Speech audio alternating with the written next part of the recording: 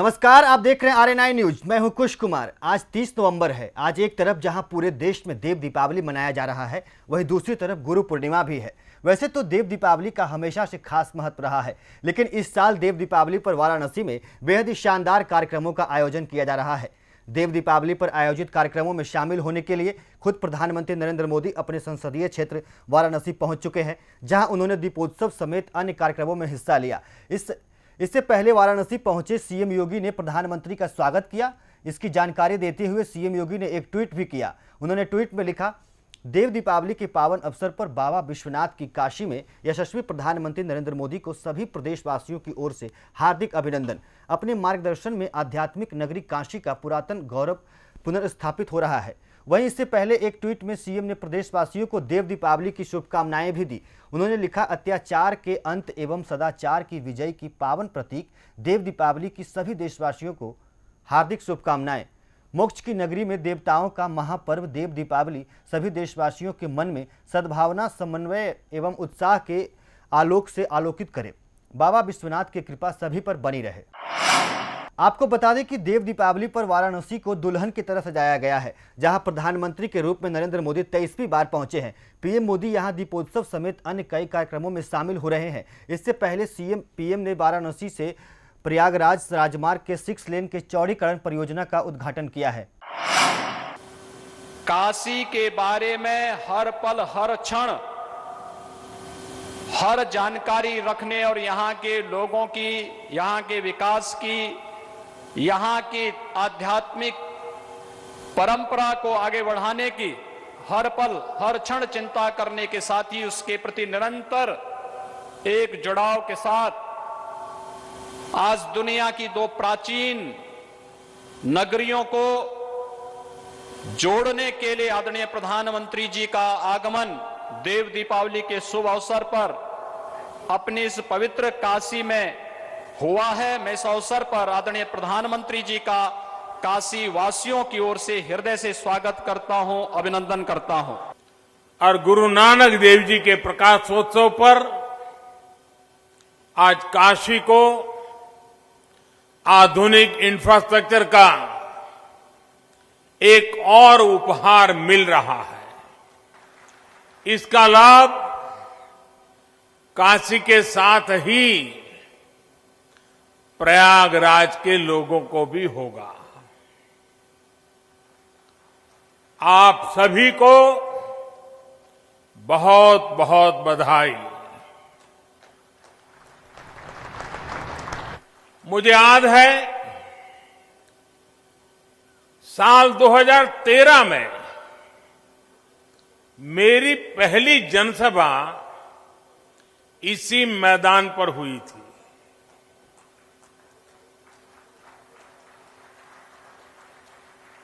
और तब यहां से गुजरने वाला हाईवे 4 लेन का था।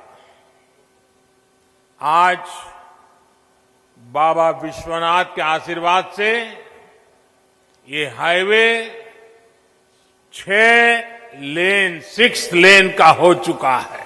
बीते वर्षों में काशी के सुंदरीकरण के साथ साथ यहां की कनेक्टिविटी पर जो काम हुआ है, उसका लाभ अब सब दूर दिखाई दे रहा है। वहीं अपने संबोधन में पीएम ने उन कानूनों का भी जिक्र किया जिसे लेकर खासतौर पर पंजाब और हरियाणा के किसानों ने हल्ला बोल कर रखा है।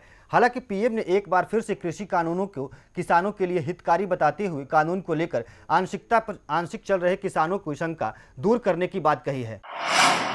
हमने वादा किया था कि किसानों के लिए पेंशन योजना बनाएंगे। आज पीएम किसान मानधन योजना लागू है और बहुत कम समय में ही 21 लाख किसान परिवार इसमें जुड़ भी चुके हैं। भाइयों और बहनों, वादों को जमीन पर उतारने के इसी ट्रैक रिकॉर्ड के बल पर किसानों के हित में नए कृषि सुधार कानून लाए गए हैं।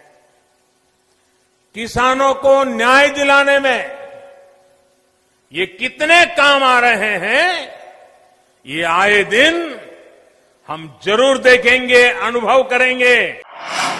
वहीं दूसरी तरफ आज देश भर में गुरु पूर्णिमा का त्योहार भी मनाया गया। इस मौके पर पीएम मोदी ने एक ट्वीट कर गुरु नानक देव को याद करते के साथ ही देशवासियों को गुरु पर्व की बधाई दी। पीएम मोदी ने अपने ट्वीट में लिखा, मैं गुरु नानक देव जी के प्रकाश पर्व पर उनके चरणों में नमन करता हूं और कामना करता हूं कि उनके विचार समाज की सेवा करने में और इसे एक बेहतर दुनिया बनाने में हमें प्रेरित करते रहें। आपको बता दें कि सिखों के पहले धर्मगुरु गुरु नानक देव का जन्म 1459 में पाकिस्तान स्थित ननकाना साहिब में हुआ था। उन्होंने एक धर्म गुरु और समाज सुधारक के तौर पर कई बड़े काम किए, जिसे आज सदियों बाद भी याद किया जाता है।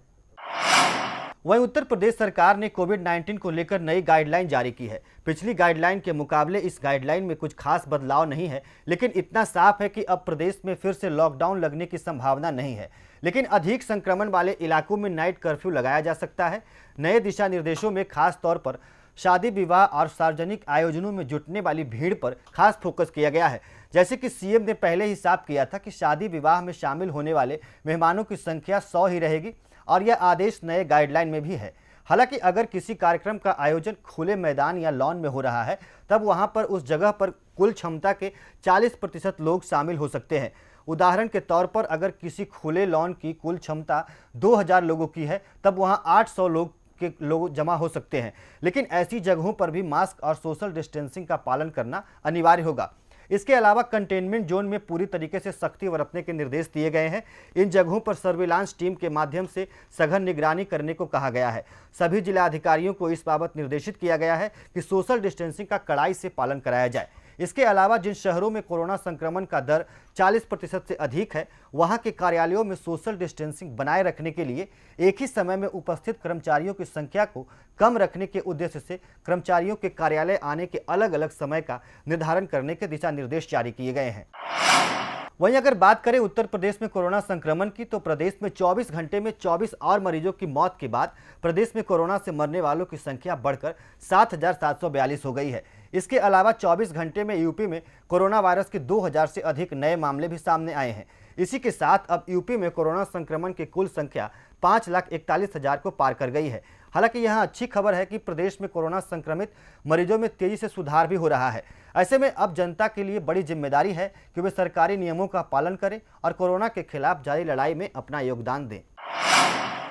वहीं उत्तर प्रदेश में विधानसभा के चुनाव 2022 में होने हैं, लेकिन इससे पहले एमएलसी चुनाव की चर्चा चरम पर है। आपको बता दें कि शिक्षक स्नातक कोटे की विधान परिषद की 11 सीटों पर एमएलसी का चुनाव 1 दिसंबर को होना है। इन 11 सीटों पर चुनाव प्रचार का समय शाम 5 बजे के बाद थम गया। इन 11 सीटों पर कुल 199 उम्मीदवार चुनावी मैदान में हैं, जिनके लिए 1 दिसंबर की सुबह 8 बजे से शाम 5 बजे तक वोट डाले जाएंगे।